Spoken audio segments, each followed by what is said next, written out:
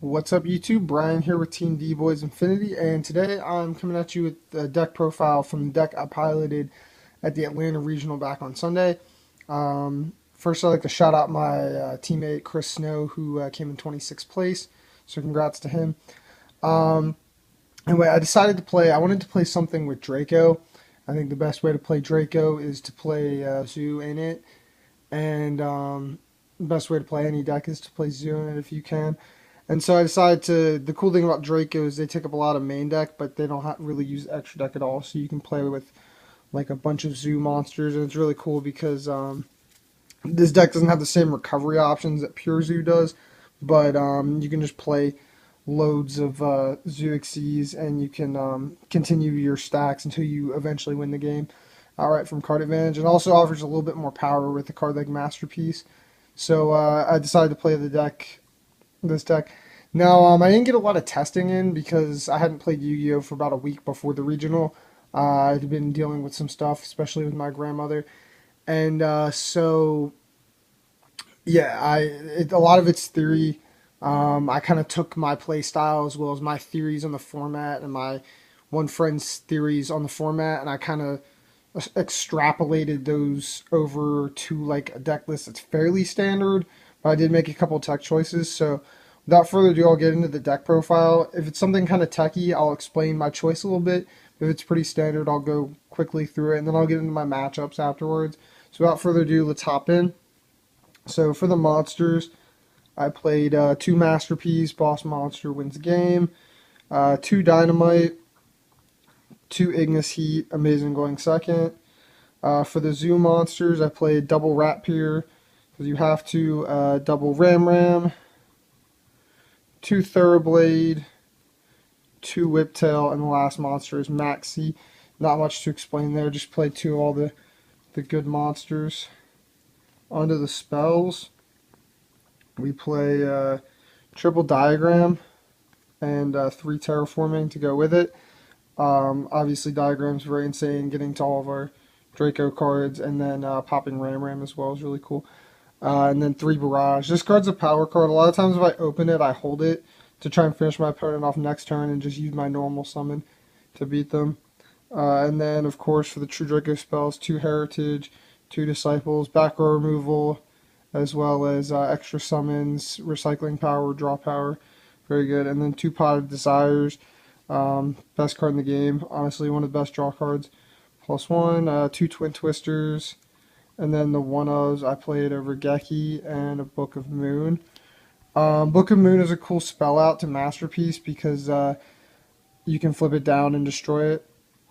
And then also Regeki, I think there isn't really a reason not to. But yeah, both are very good. Book acts as like an extra barrier as well, which is nice. And speaking of which, I played 3 barrier.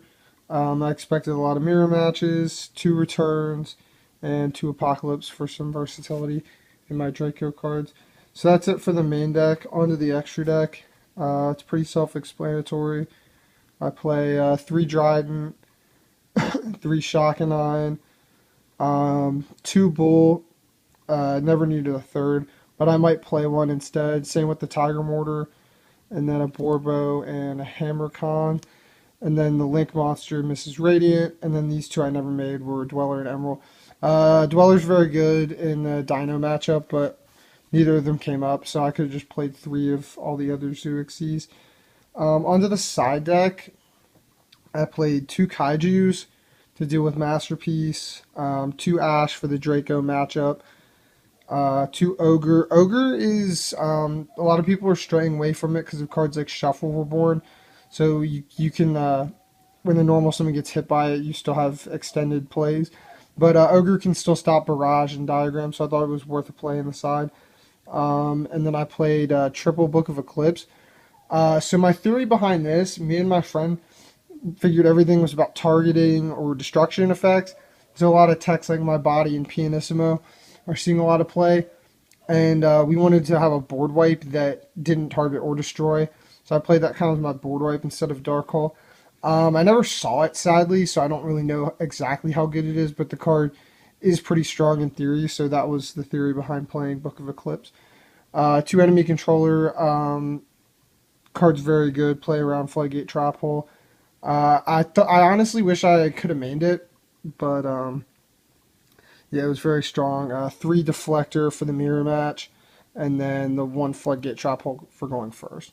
So that's it for the deck profile. Let me know what you guys think about. Well, I guess I should get into my matchups first, right? All right. So round 1, I got a match loss because we were late. Round 2, I played against Zoo. I lost 1-2. Round 3, my opponent no-showed, and I got a free win. And then I played Paleo in round 4. I 2-0'd him. I think that was a very good meta call because there was a lot of pure Zodiac running around, and Paleo is such a good matchup. But either way, I was still able to defeat him.